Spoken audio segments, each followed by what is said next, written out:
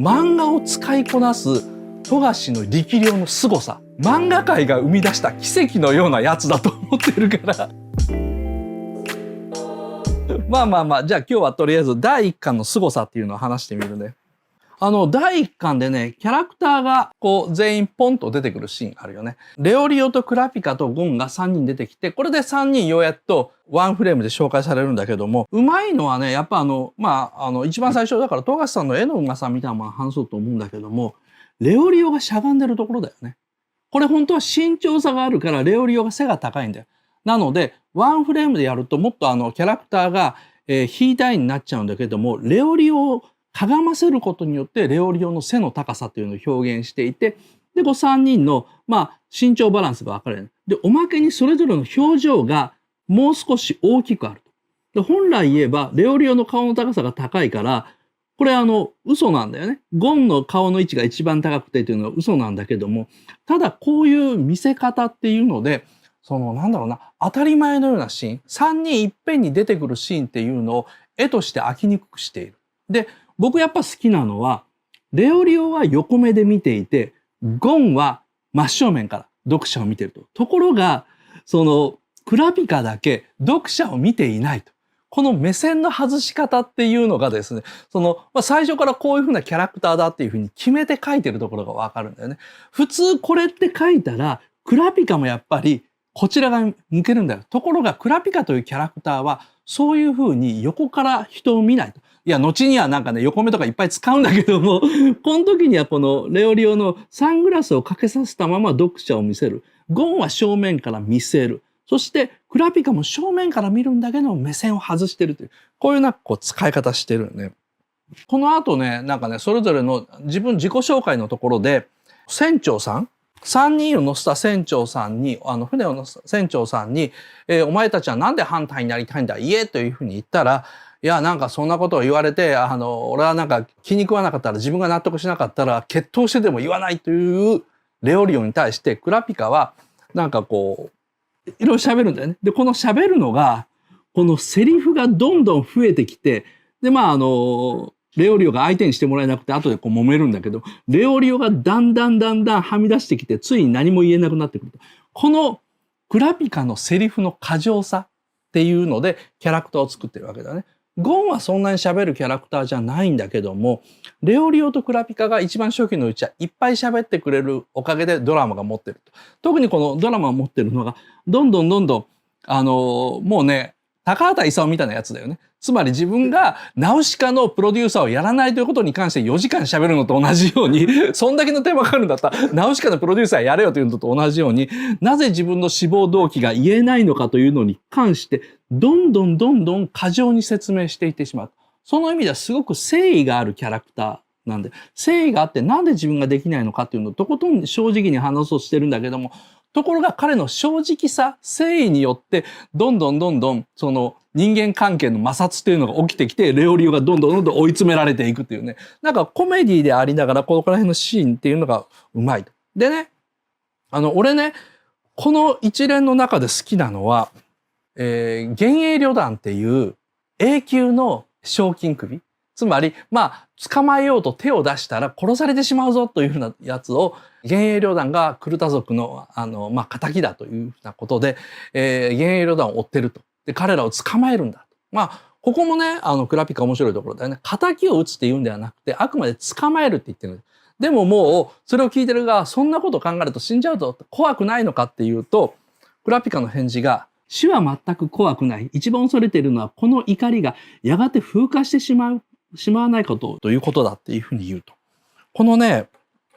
怒りが風化っていう表現が面白いよね。キャラクターをやっぱりね、一番最初に作った時に、さっきの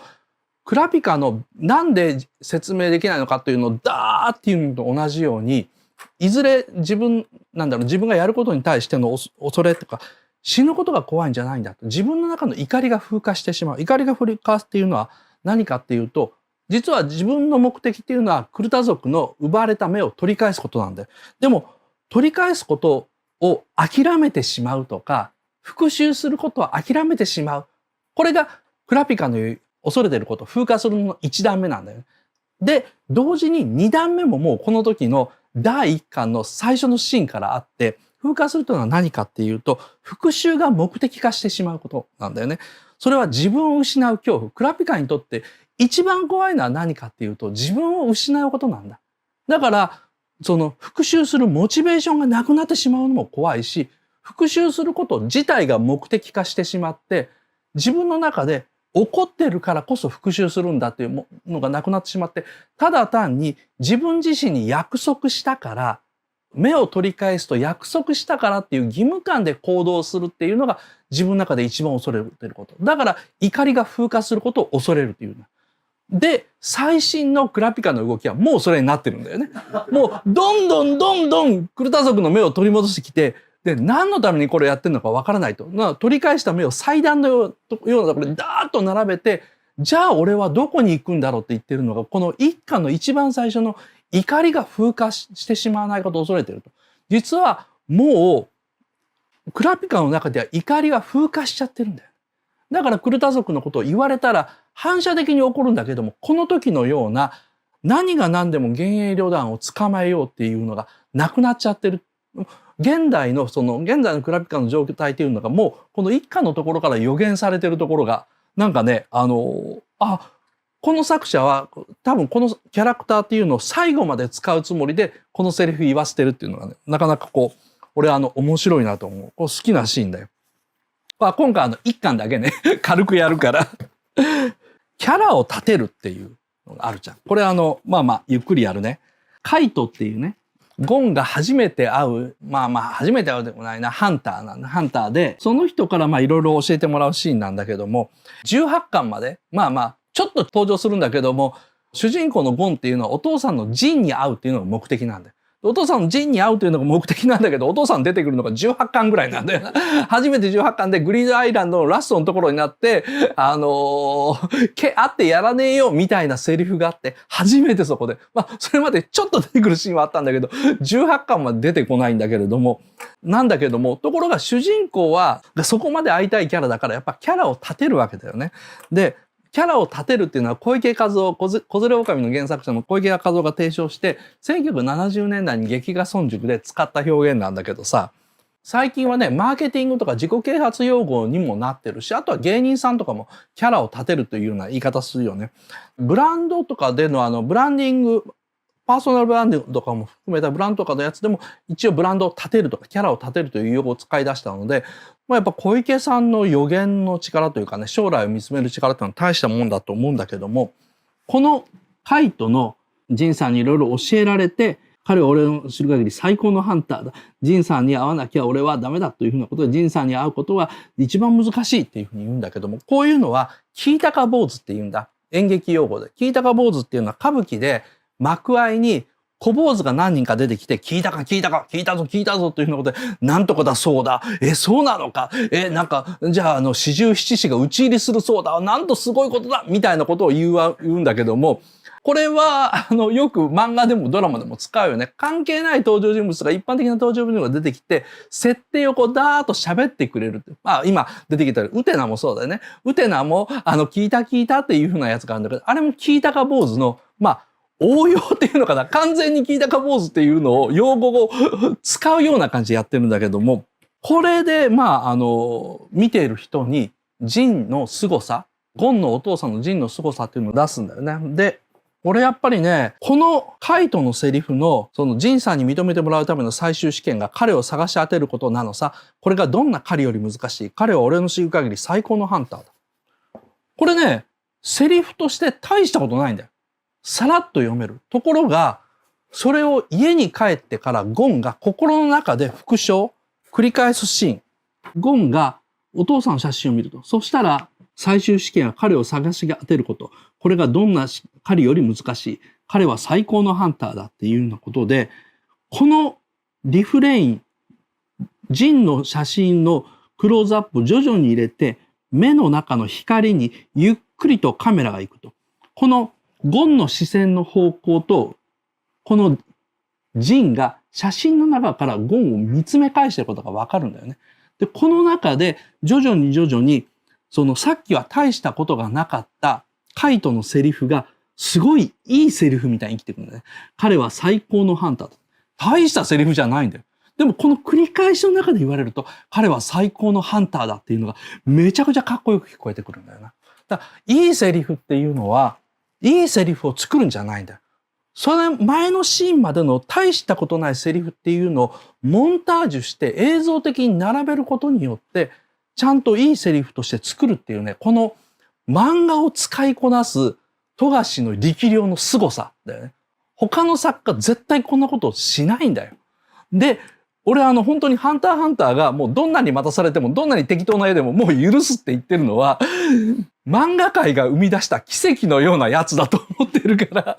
もうちょっとみんな好きにやらせてみようよっていうふうに思ってる。こんなことをできるやつって本当にいないんだよな。あとね、ちょっとね、面白いなと思ってるのは、漫画詳しい人間だったら誰でも知ってるようなことなんだけども、それが、ここの隙間あるよね。どんな狩りより難しい。彼は隙間があるよね。最高のハンターだ。これね、変だろ。これ何かっていうと、当点、点なんだよね。つまり、彼は点、最高のハンターだっていうふうに書くべきところを、点を入れると、読者がそこで詰まっちゃう。なので、彼はの後にちょっと隙間入れて最高のハンターだと読ませる。で、これね、小学館以外の漫画全部そうなんだよね。で、小学館はだけ違うと。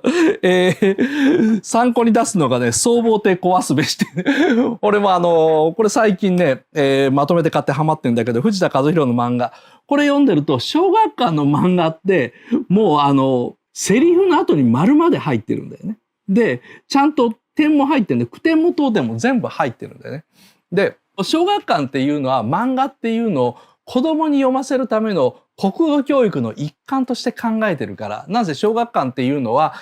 今もそうなってるかわかんないんだけど、小学館の雑誌っていうのはなんか裏のところとか角のところ見たらマークっていうのがあるじゃん。少年ジャンプだったら海賊みたいなマーク。で小学館の本っていうのは基本的にテーブルを挟んでお母さんと子供かもしくはお姉さんと弟みたいなやつがこうやっていい子で本を読んでるっていうのがさ、シンボルマークの会社だから、どうやってもちゃんと読ませようとしちゃうんだよね。だから正しく文章の最後には丸。で、読み分かちする場所は、つまり、さっきの彼はの後だったらちゃんと点をつけなきゃいけないというのをね、わざわざやってくれるんだよな。でもね、もう小学館ね、これ、なんかね、もう少女漫画では やらなくなってるから、俺こっちでいいと思うんだけどね。彼は隙間開けて最高の判断だ。この方が漫画の文法としてはいいと思うんだけど、ここら辺を愚直にやってくれるところがね、小学館の面白いところだと思うよ。